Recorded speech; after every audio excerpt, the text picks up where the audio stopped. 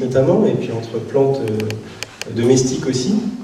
Et donc c'était une école qui avait eu un œil attentif sur les travaux de Charles Darwin et de ses suiveurs qui datent de 1859, on va y revenir tout de suite, puisque Charles Darwin, lui aussi, s'était inspiré de la sélection artificielle pour, lui, fonder sa théorie de la sélection naturelle. Donc voilà, c'était une toute petite introduction, pour vous dire aussi que si vous voulez après, dans vos questions, que je vous parle aussi un tout petit peu de mon métier, il n'y a pas de problème, même si aujourd'hui je vais vous parler un petit peu de Charles Darwin, qui est le personnage central de la biologie moderne, son fondateur, et dont on fête cette année le 150e de son ouvrage majeur. Et bon, tu as eu la gentillesse de présenter mon bouquin, qui est d'ailleurs pas que mon bouquin, je dois à la modestie de dire qu'on est 50 à avoir travaillé dessus quand même, que moi je suis qu'un des co-organisateurs de ce bouquin, avec Guillaume Lecointre, là, que vous avez vu dans le reportage qui vous montrait le pouce opposable chez les primates. Mais le bouquin important, c'est pas celui-là, le bouquin important c'est celui-là, c'est l'origine des espèces, qui est le grand bouquin de Charles Darwin, et on va en parler un petit peu maintenant. Alors Charles Darwin, peut-être vous en avez entendu parler à plusieurs reprises, notamment cette année, puisqu'il y a beaucoup de manifestations scientifiques, on se déploie un peu partout pour lui faire un anniversaire digne, d'abord parce qu'il aurait 200 ans, et aussi parce que ça fait 150 ans que son livre a été publié, et donc on va un peu parler de sa vie, pour commencer, avant, parce que Charles Darwin n'a pas toujours été ce vieux monsieur avec une barbe blanche qu'on connaît en tout cas souvent. Il a été aussi un jeune homme qui est né dans l'Angleterre victorienne en 1809, qui a été d'abord dirigé vers des études de médecine, mais bon, ça lui a pas trop plu, la chirurgie, c'était pas son truc. Quand il a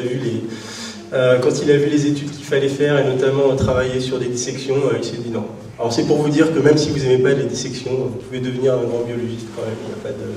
il n'y a pas de fatalité. Lui, c'était vraiment pas son truc. Alors après, ses parents lui ont dit qu'il allait peut-être se préparer au séminaire pour devenir un pasteur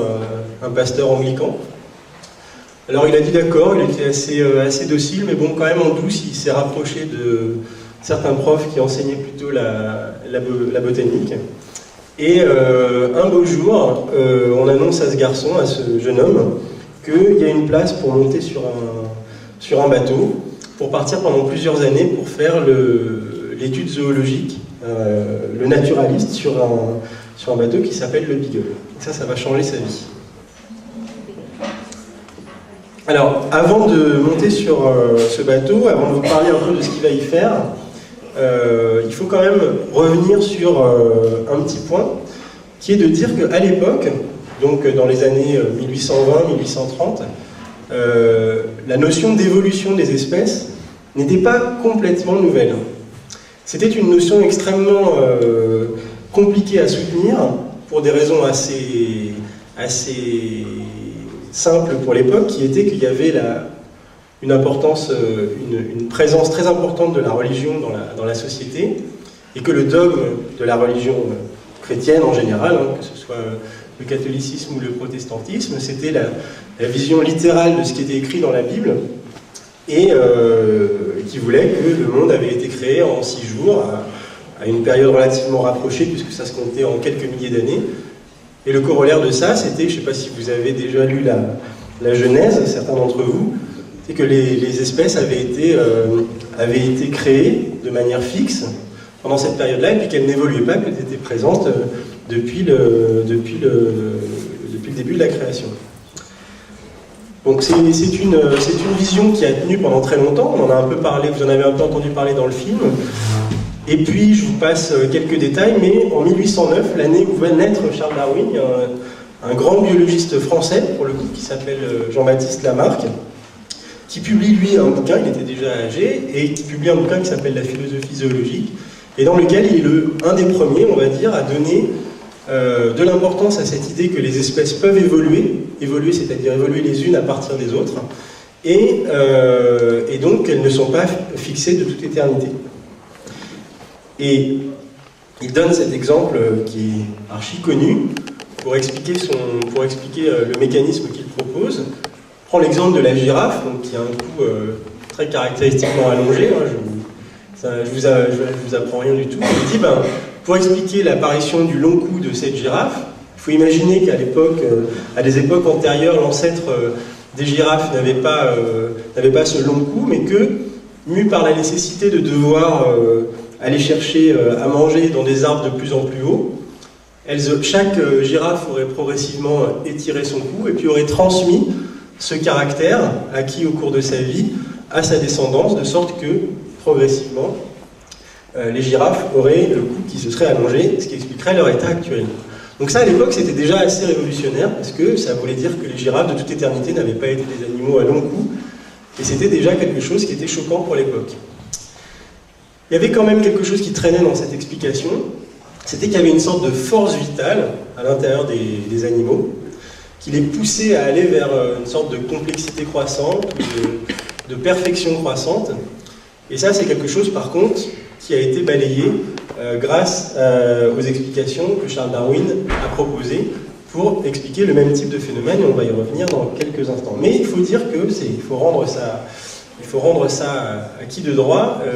Darwin n'était pas tout à fait le premier à parler d'évolution, même s'il a été le premier à parler de sélection naturelle. Et c'est cette distinction-là qu'on va arriver tout doucement. Et Darwin, il était au courant de ça. Il avait des profs qui enseignaient ça en Angleterre, ce qui était relativement courageux de leur part, parce qu'il y avait un vieux contentieux entre la France et l'Angleterre en cette période-là. Et donc la fusion des idées se faisait pas forcément très bien, mais bon, il y avait des libres penseurs qui enseignaient ça néanmoins. Et donc il a quand même pris connaissance de ça assez rapidement. Et puis donc, comme je vous disais, en 1831, donc, le jeune homme avait 22 ans, il était à peine plus âgé que les plus âgés d'entre vous, je pense. Et il monte sur ce bateau, le Beagle, pour en devenir le naturaliste, c'est-à-dire que grosso modo, on lui demande, pendant un voyage qui va durer plusieurs années, de faire des descriptions d'animaux et de plantes au cours du voyage, et de recenser les espèces qui croisent, et éventuellement d'en prendre des échantillons. Et donc il fait ça avec passion. Il envoie des caisses entières d'échantillons d'animaux et de plantes en Angleterre à chaque étape. Il recense, il fait des croquis.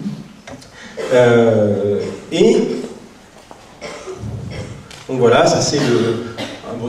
un voyage au long cours. Vous voyez qu'il traverse évidemment, enfin c'est un tour du monde, tout simplement. Et puis il va arriver notamment une des étapes qui est toute sur la gauche, sur cette carte, cette planisphère,